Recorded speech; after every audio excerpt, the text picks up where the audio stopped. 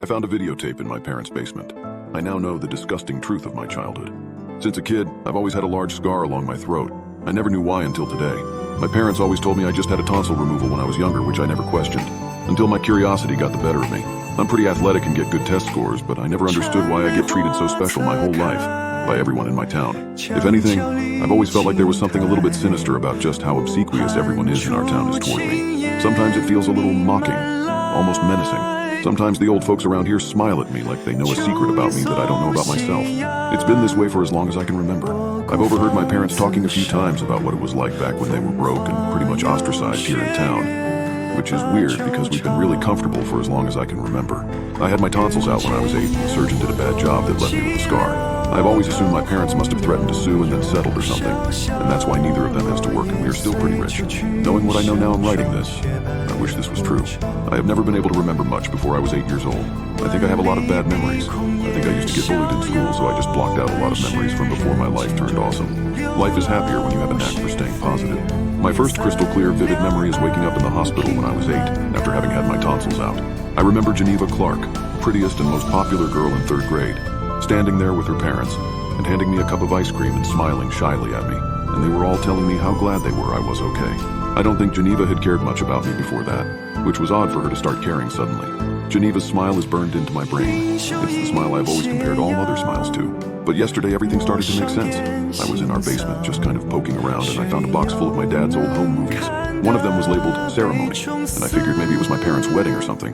My parents have always been kind of distant to me. They always do anything I ask, too.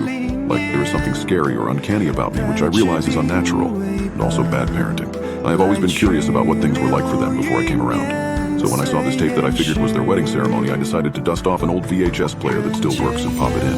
What I saw has me freaked the fuck out. The film starts rolling in a huge, cavernous space that might have been the basement of one of the many mansions in the old section of town. There were big pillars set up on either side of a long, crimson-colored carpet, and the camera panned the carpet and then settled on a huge marble altar topped by an intricate carving unlike anything I have ever seen in a church. Instead of Christ or a cross, the altar was capped by a huge marble statue of a naked man. On his head was a crown of garlands like a Greek god.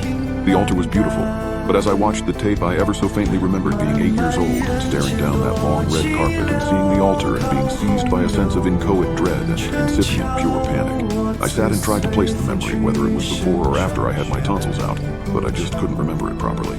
The camera panned back and landed on me. I was apparently the star of the show. I stood there awkwardly, dressed in weird white robes. It reminded me of some half-memories that popped up from time to time about being clad in white robes, but I had always dismissed that as something that happened in the hospital. The camera looked me up and down, and what it showed was a confused, fat, blubbering little boy I could hardly recognize as myself. I was standing between 2 tall men, and there were tears running down my cheek, and I was heaving great bawling sobs.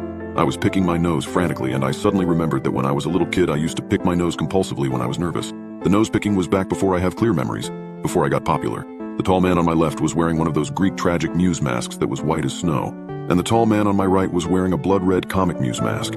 I was looking them up and down. I must have been looking desperately for some hint of tenderness or compassion, but they were just 2 tall men standing rigid and wearing masks and facing straight ahead. The camera panned back to the altar. Another very tall man walked into frame up to the altar, and he was dressed in crimson robes and a shockingly lifelike goat-head mask. The man had a long dagger in his hand that looked wicked, even by the faint light of the tallow candles burning on the altar. As I sat in a chair and watched the goat-headed man on the crackling VHS tape, even though I'm now a physically intimidating 18-year-old alpha bro, I realized I had involuntarily begun to suck my thumb and pick at my nose again.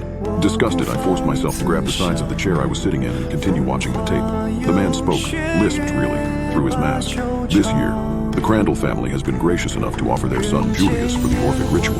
May the ritual be a success, and may it bring another year of peace and prosperity to the town, and a lifetime of prosperity and popularity to the Crandalls and to their son. Please bring Julius down. The sound quality was horrible. Every other syllable was punctuated by crackles and hisses, and I had to rewind the tape several times to make it all out. I felt close to an emotional edge as the tape continued to play. I sat grasping the sides of the chair I was sitting on so hard my knuckles were turning white, and the panic and terror were washing over me in vast and terrible waves. It was all I could do to keep myself together. I wanted to turn the tape off and pretend I had never found it, but I couldn't. I watched myself being led down the carpet toward the goat-headed man with the knife.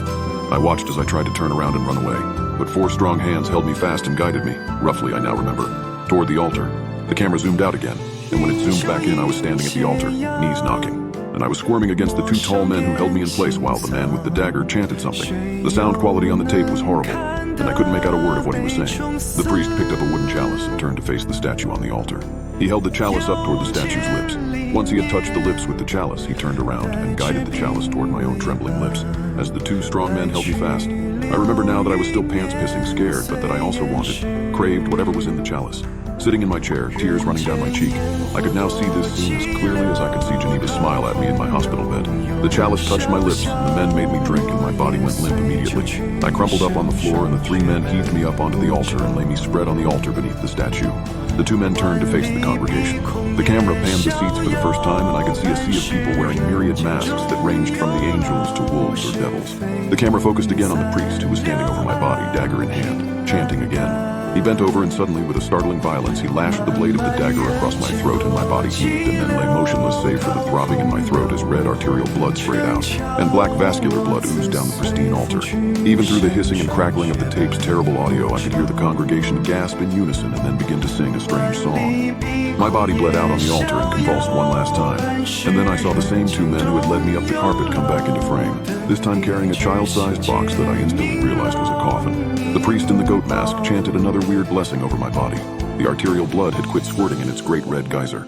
Now there was only the gentle, almost soothing trickle of lazy black blood falling down from my throat, falling onto the ground in front of the altar in great globs. The two men closed the lid on the ceremonial casket. "It is done," the priest said loudly. "Now our sacrificial victim is to be buried, and should the gods will it, he shall rise rejuvenated and bring prosperity to us all for another year." The tape went black. I could not bring myself to rewind it. I cannot mention it to my parents or to anyone. I have a strange feeling I wouldn't be safe. I balled my fists up and sobbed in bewilderment and confusion and panic. I ran my hands, as I often do whenever I am nervous, across the only blemish I really have, an admittedly very large and jagged scar on my throat. That was when I heard the basement door open.